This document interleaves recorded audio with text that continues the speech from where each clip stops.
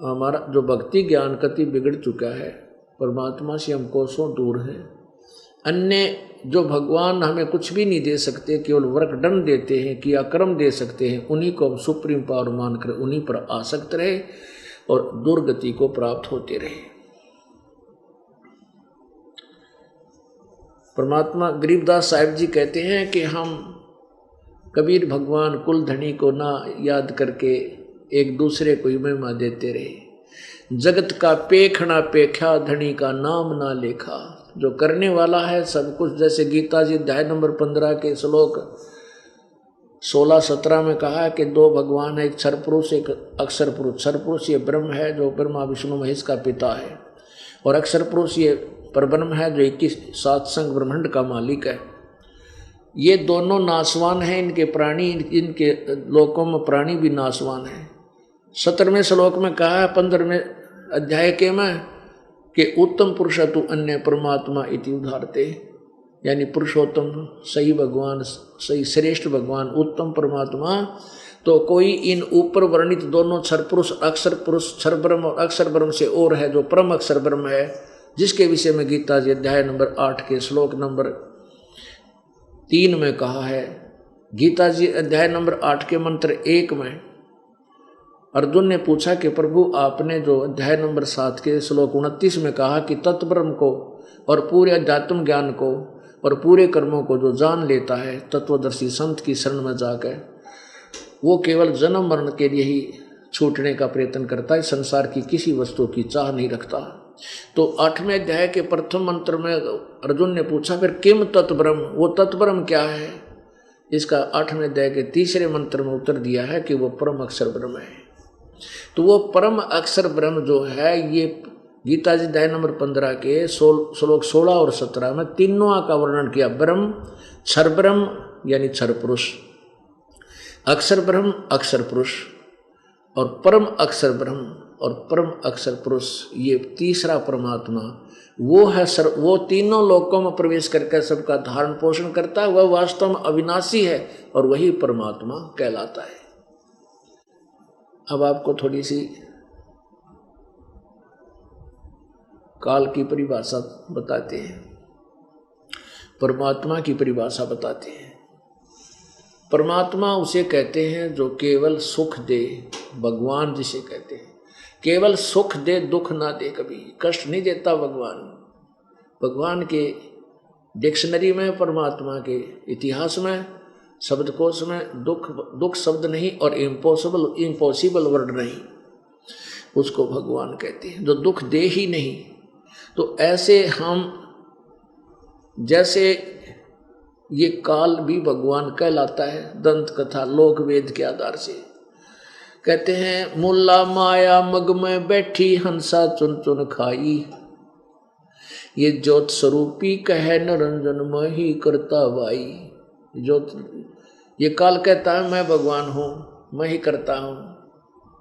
परमात्मा कहते हैं ये भगवान नहीं है, ये दंत कथा के आधार पर वैसे सूखी महिमा बना रहे हैं।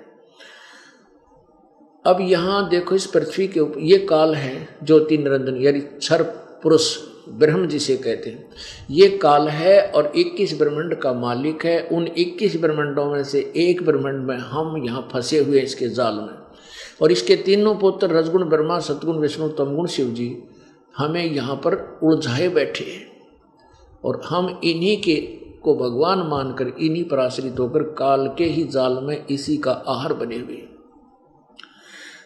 अब जैसे परमात्मा की परिभाषा बताते हैं कि परमात्मा वास्तव में भगवान यानी परमात्मा यही कहलाता है। जैसे कसाई बकरे पालता है, उन बकरों के लिए वो पूरी व्यवस्था करता है, जिसकी प्रतिदिन की 10 या 15, 5-10 बकरों की सेल है, तो वो कम से कम सैकड़ों की संख्या में 500-400 बकरे पालता है, और उनके लिए अलग से एक स्थान बनाता है, चारों तरफ उसका डिफेंस करता है, बाड़ बनाता है, और बहुत बड़ा चरागाह उनके लिए तैयार करता है, एक सरोवर तालाब बनाता है, उनके लिए ऊपर जो है छाया करता है, कोई शेड डाल कर या झोंपड़ी डालकर। तो जब वो बकरों के पास कसाई आता है, बकरे उसको अपना भगवान मानते हैं कि देखो इसने हमारी कितनी सुविधा, हमें कितनी सुविधा दिए हुए है, तालाब पानी का कितना अच्छा बना रखा है, कितने अच्छे चरागाह हैं, और कैसे हमारे लिए छाया बना रखी है, रोज आकर के हमें प्यार देता है, ऐसे ऐसे करता है। तो वो बकरे क्या करते हैं, उसको अपना दयालु मालिक मान के कसाई को प्यार देते हैं, ऐसे ऊपर न पैर उठा कर उसको प्यार देते, सीने से लगाना चाहते हैं, उसके ऊपर ऐसे पंजाली डाल देते हैं, और जब वो देखता है उनको हाथ से छूता है, वो तो ऐसे चाटते हैं उसको प्यार से, वो बकरियां अपना प्यारा मालिक मान के कि हमारी कितनी देख रेख करता है। और वो देख रहा होता है, ये कै किलो का हो गया, कितने का बिकेगा, और वो बकरे न सोचे ये तुम्हें प्यार दे रहा है, उसको प्यार से चाटते हैं, ऐसे सिर मारते हैं उसको प्यार देने के लिए। अपने आत्माओं उन सुविधाओं को देखें तो बकरे ने सोचे ये भगवान है। और फिर शाम के समय वो जब आजा 10-20 बकरियों का ऑर्डर, तो भाई वो ना देखता किसका बेटा मरे कटेगा, किसकी बेटी कटेगी, कोई बाप मरेगा, कोई माँ मरेगी, डंडा लेकर 5-10 मोटे मोटे छांट के चालते कर लेता है और कड़च करवा देता है, बेच देता है। ऐसे ही ये काल भगवान है, ये ब्रह्म है ज्योति निरंजन, जो ब्रह्मा विष्णु महेश का पिता है। अब देखो इसने 21 ब्रह्मांड तप करके लिए, कल आपको सृष्टि रचना में सुना था, और ये उसके स्थान राम लटक गया इसमें बेमतलब। हम तो बगैर किसी काम के ना हमने ये हमें प्राप्त है, हम तो इसके साथ लटक का आगे जैसे चढ़कर बिना टिकट बैठ ले और फिर वो जेल में ठोक दिया जाता है, तो हम बिना टिकट आगे। अब इसने अब हमारे को मजदूर बना लिया और इसको श्राप लग गया कि 1 लाख मनुष्यधारी प्राणी नत खाओगा, इनके सूक्ष्म शरीर के गंध को खाओगा और 1.25 लाख उत्पन्न करेगा। इस श्राप के वश इसने हमारा यह दुरुपयोग किया। अब इसने देखो कितनी सुविधा दे रखी है, कितनी शीतल हवा चल है, ठंड हवा चल है, कितना बड़ा पृथ्वी, इस पर काजू किस्म सेब संतरे, बहुत सुंदर मेवा फल, और कितना अच्छा कणक गेहूँ ज्वार बाजरा सरसों, कितनी अच्छी नदियाँ बह रही हैं, मीठा जल है, और सूर्य कितना अच्छी तरह वो उदय हो रहा है फिर अस्त हो रहा है, कितनी अच्छी जड़ी बूटियाँ हैं। तो इन सुविधाओं ना देखा तो हमने सोचा ही तो भगवान ना पड़ा है भाई, ओहो भगवान कितना अच्छा हमारे लिए किसी सुविधाएं कर रखी हैं। और ये समझ में ना आवे थी उन बकरियाँ की तरह कि ये रोज किसी का माँ मर गया, किसी की बेटी मर गई, और किसी एक्सीडेंट में परिवार नष्ट होने लग रही, योग के कारण है। फिर हमने एक सोच लिया कि भाई ये मृत्यु तो होया है, करे होती ही है तो होएगी, और कोई विकल्प नहीं था, अपनी थ्योरी कुछ तो दिल डॉक्टर बनानी पड़ेगी। तो पुण्यात्माओं, कबीर परमेश्वर वास्तव में भगवान है। सतलोक में जाने के बाद आपकी कभी मृत्यु नहीं होगी, आपका जन्म होगा, आप युवा होगे, युवा होने के बाद बुढ़ापा नहीं आएगा और कभी मृत्यु नहीं होगी। किसी चीज का अभाव नहीं, कोई गर्मी और सर्दी नहीं, और ना कोई टेंशन ना रोग। शरीर ऐसा होगा जिसमें रोग होता ही नहीं, वो स्थान ऐसा है जहाँ पर रोग होता ही नहीं, और बहुत ही अच्छा वहाँ पर फल फ्रूट सदाबहार बाग हैं, झरने कल कल करके बह रहे हैं, बहुत सुंदर अमृत जल की दरियाएं बह रही हैं, दूधों की दरियाएं नदियां बह रही हैं जो कभी सूखती नहीं, समाप्त नहीं होता। हम उस लोक के वासी थे, हम वहाँ के रहने वाले थे।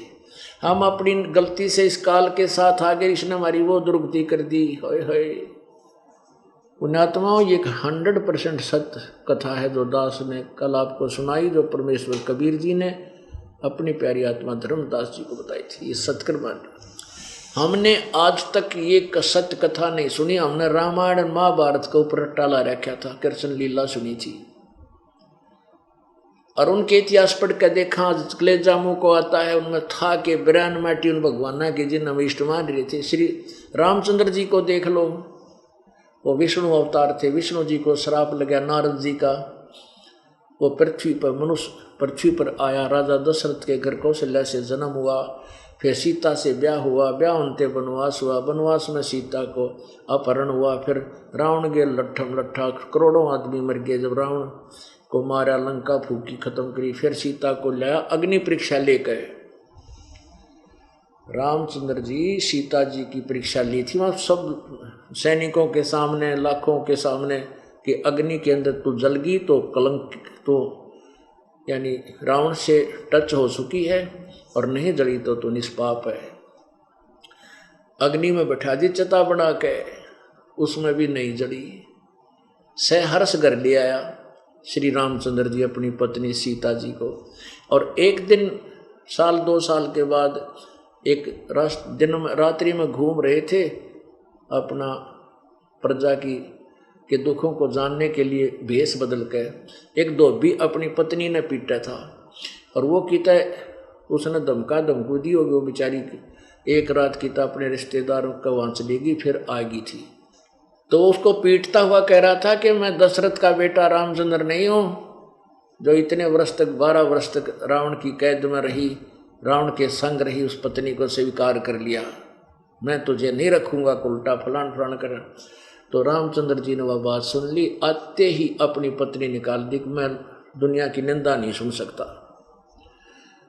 बताइए, भगवान भी कौन से दृष्टिकोण तो माना ही नहीं। भगवान जब लाखों लोगों के सामने परीक्षा ले ली अपनी पत्नी की, अग्नि इसमें भी नहीं जली, इसी निष्पाप पत्नी को, और एक मूर्ख व्यक्ति के कहने से, बकवादी के कहने से, और उसको कलंकित मान के घर से निकाल दिया।